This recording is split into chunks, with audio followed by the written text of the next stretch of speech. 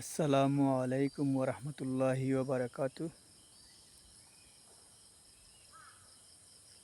ফজরের নামাজের পরে দৃশ্যটা খুবই চমৎকার, মনোরম।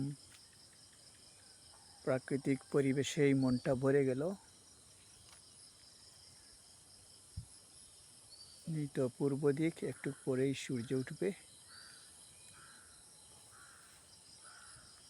খুব সুন্দর পরিবেশ।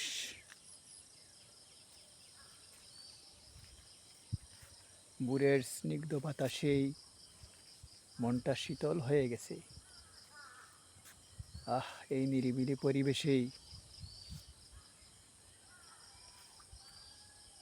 এই যে কবরস্থান, এখানে